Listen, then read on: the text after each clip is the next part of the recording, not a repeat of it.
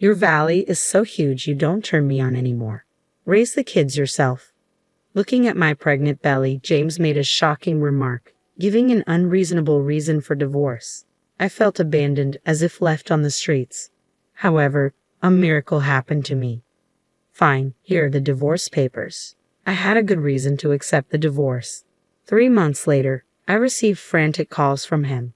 My name is Catherine, just an ordinary office worker. My life had never been extraordinary. Now, it feels like I am at a peak. Catherine, will you support me? I married James, my boss, who worked in sales at a major general trading company. We began dating when I was 27. At first, I just saw him as a reliable senior at work and didn't pay him any special attention. But after attending a drinking party with him, I quickly realized he was dependable.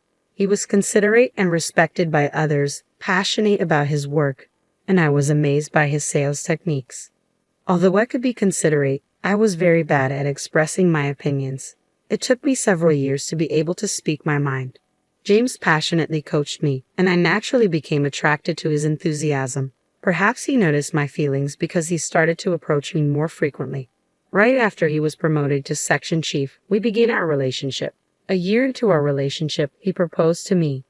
Today, we finally made it to the finish line. Honestly, I felt elated, as if I was ascending to heaven. This was probably the first time I felt so overjoyed. Having had no romantic experiences, let alone serious relationships with men, I thought falling in love with James was pure destiny. That is, until things took a turn for the worse. A year after marrying James, I was carrying a new life inside me. I left the hospital excited, wondering how James would react. But when I told him about the pregnancy, his response was devastatingly unexpected. "You're pregnant." He showed utter inconvenience, perfectly mirroring his words. "Didn't you marry me to support my life? Weren't you on birth control pills?" I was shocked. As we were building our life after marriage, I had always wanted children. I thought James would be just as happy, but the reality was the exact opposite. James never wanted kids. He saw me as a housemate. I realized this during our discussion about my pregnancy. "Birth control? You never mentioned anything about birth control." His words were too cruel. I couldn't help but become emotional and snapped back. At that moment, a heavy sigh escaped from James' lips. "You just don't get it. You were trash, you used to work for me, and can't even assume that doing what's not being taught is basic. Is your brain too hollow to understand that?" Saying this, he tapped my head with his index finger. The force and emphasis of his words made me feel his frustration and disgust. I was supposed to be happy about this news. Why did he even marry me?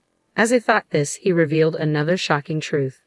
"I thought you could at least handle the household chores when I married you. I might consider getting a divorce." His words, which felt almost like a threat, depleted my heart.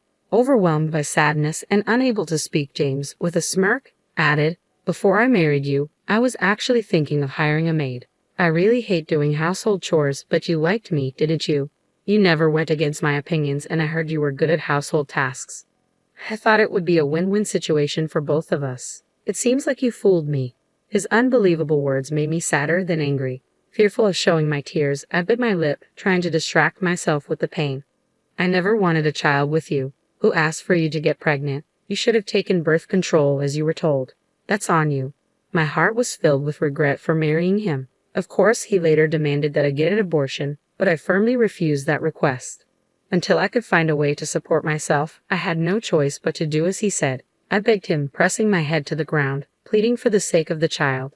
As a result, I remained by his side, but only as a housemate. I was his wife in name only. In exchange for not being involved as a couple, I was allowed to give birth to the child. "I'll provide money, but I won't take care of the kid at all. You're on your own with that."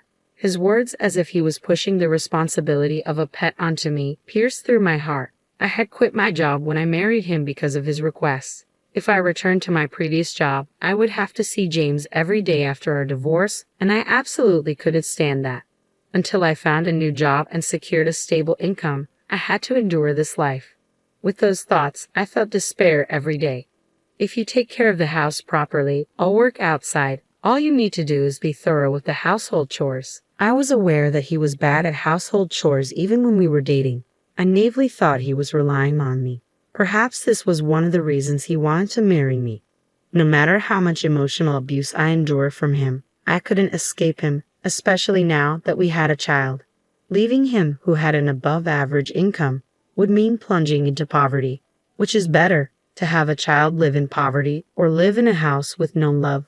When faced with this harsh binary choice, another tragedy befell me. It was the news of my parents' death. After getting married, I could only see my parents about once a year. The only time I was allowed to return home was during the 3 days he was away on a business trip. If you leave the house, what am I supposed to eat? I couldn't just leave him food. He said such self-centered things. Hence, those rare trips home were the few pleasures in my life, a reward for my daily hard work. I was planning to report about my child as the only filial duty I could offer, but even that was taken away from me. I felt like I had hit rock bottom in my life. A while later, I received an email. I didn't recognize the sender, and feeling a bit uneasy, I opened it to find its shocking content. If you read this letter, please contact me anytime. Along with the message was the sender's phone number and a photo. Seeing that picture made me believe the content of the letter was true. I immediately called the number written in the letter while crying. I explained everything and decided to meet them. You want to see your relatives with your status as a housemate. How can you be so selfish? What about my meals during that time? Please, I need to deal with my parents' affairs and go through the procedures. I haven't even properly informed them about our child. They are asking to see me just this once. I don't have money to fund your outings. If you go, pay with your own money. I was constantly bombarded with cold, hurtful words. However, they no longer had the power to hurt me. My heart had become so numb that I could simply ignore his words. But for some reason, James, who was usually so harsh, suddenly brightened up as if he had an idea. Wait a second. I just remembered I have a business trip. You can go home for about 3 days, just come back before I return. That was unusual. It was unlike James to give me such freedom, but the reason for this sudden leniency would become clear later on. Having received James' permission, I returned to my hometown and met the sender of the letter. It was my maternal grandparents on my mother's side. My grandfather was American and my grandmother was Japanese. My mother spent her early years in America, but with an interest in Japanese culture, she came to Japan to study during her college years. That's where she met my father and got married. However, their marriage was not easily accepted. My grandparents strongly wished for her to stay in America and were against the marriage. The two eloped and couldn't even come to Japan until they heard the sad news of the passing of both. To be honest, we had forgiven them a long time ago, but we didn't know how to face them. I really regret being such a stubborn fool. If I had known this would happen, I would have welcomed their marriage. Upon hearing of their death from an acquaintance, the two were filled with sorrow and seemed to regret their actions. They blamed themselves for their passing. While I was lost in these thoughts, it seemed that the same acquaintance told them about me, their grandchild. They were worried about how I was doing and had also heard that I was pregnant. It might be hard for you to accept us considering what we did to your parents, but please understand we are always on your side. If you ever need anything, don't hesitate to ask. I promise to protect you no matter what. If things get tough, don't ever think you're alone, okay? You can always depend on us. Without hesitation, tears welled up in my eyes as my grandmother, Eleanor, softly held my hand. Her warmth was comforting. After struggling for so long to protect the child in my belly, their warmth revived the numb feeling in my heart. Seeing me sob like this, my grandparents were both surprised and gentle, inquiring with concern about what had happened.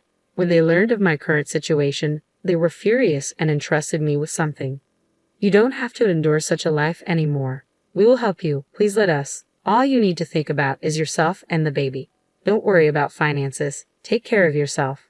Encouraged by their supportive words, I decided to get a divorce. I had to exact revenge on my husband. However, before I could act, it was James who made the first move.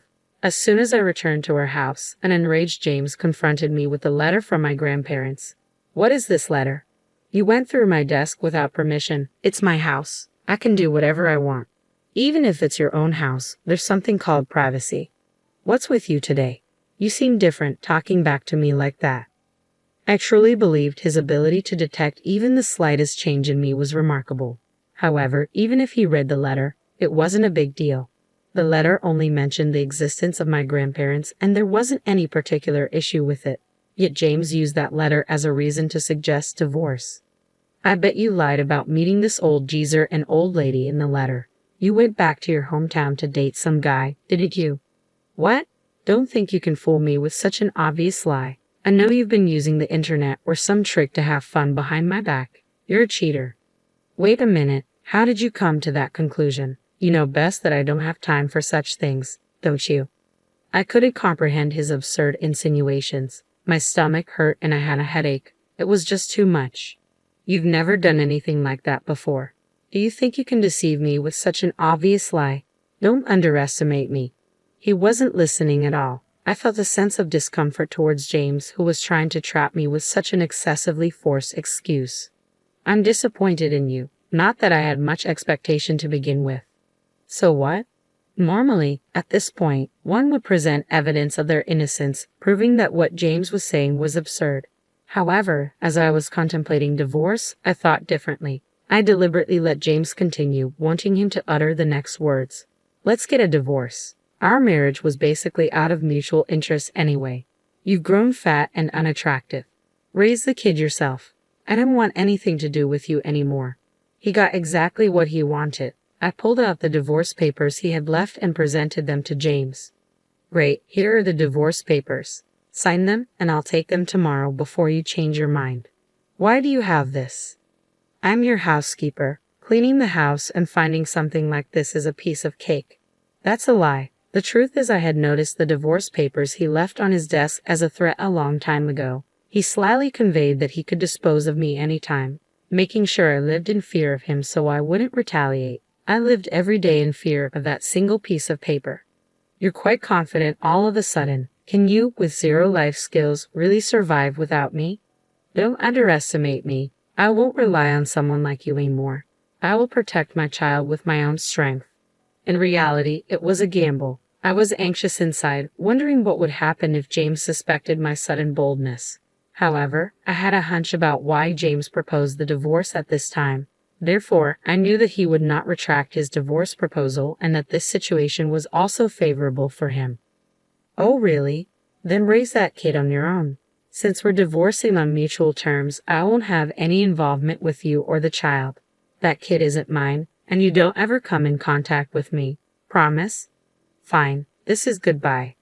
Thus, when I was about 9 months pregnant, our marriage ended.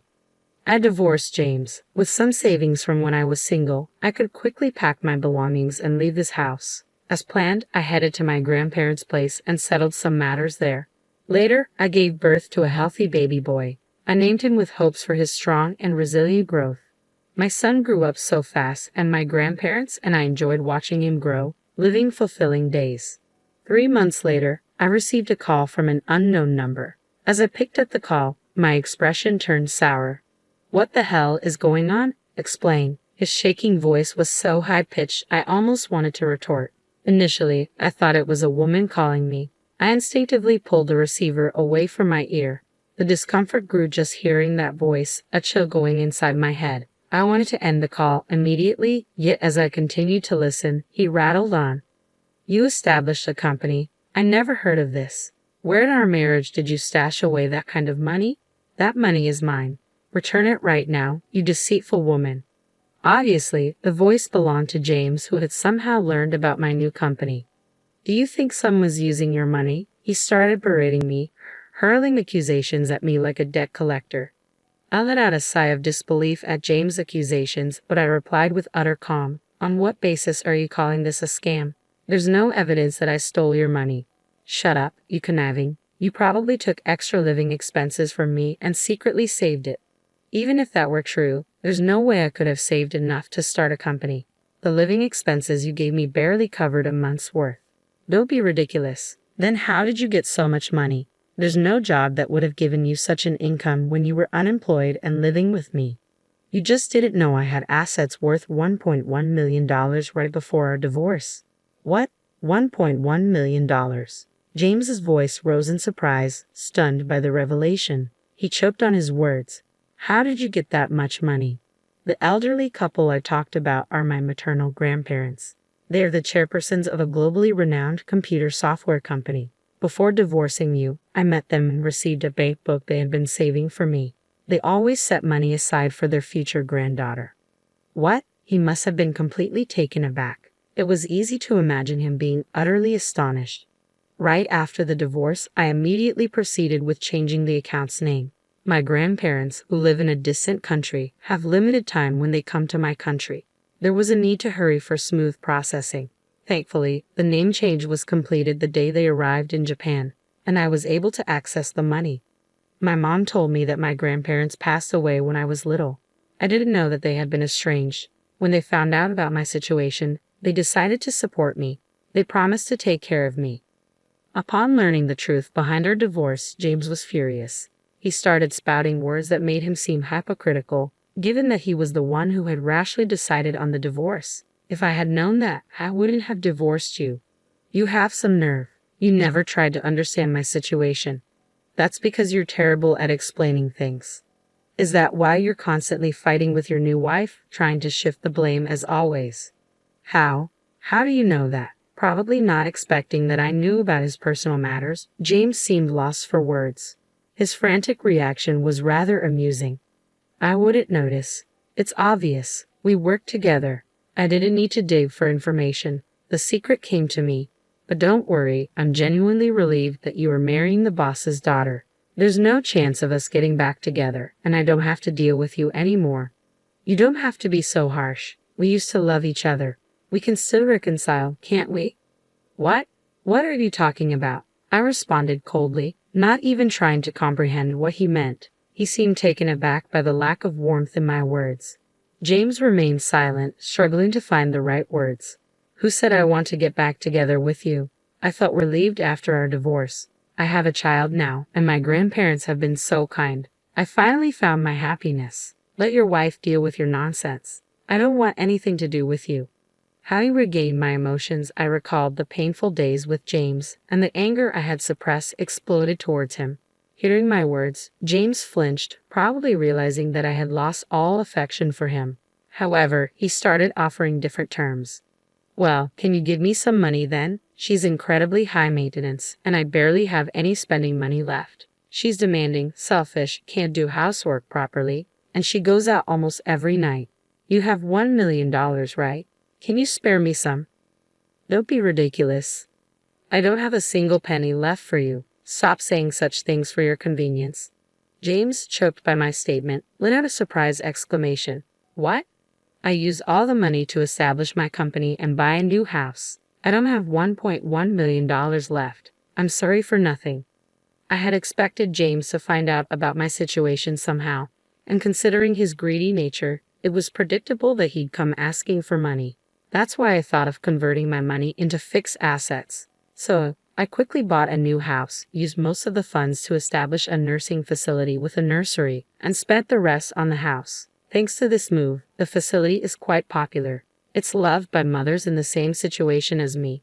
It's fully equipped and designed to ensure single mothers can live independently.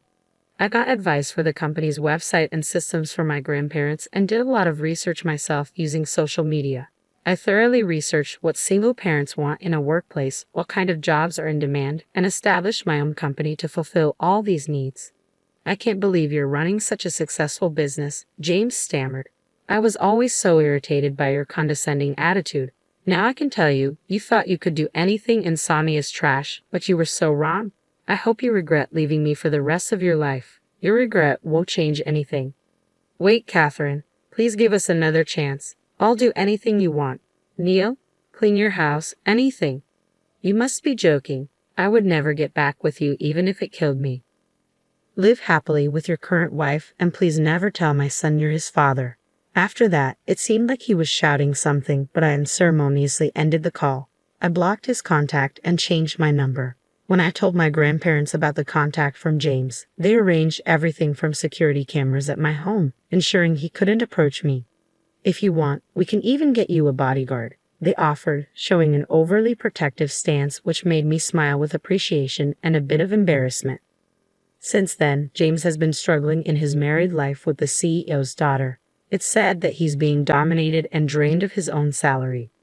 Every time I hear stories about him from my former colleagues, it feels like whiskey tastes better. Colleagues who heard the story from me began to disdain him, and it became evident to others as well.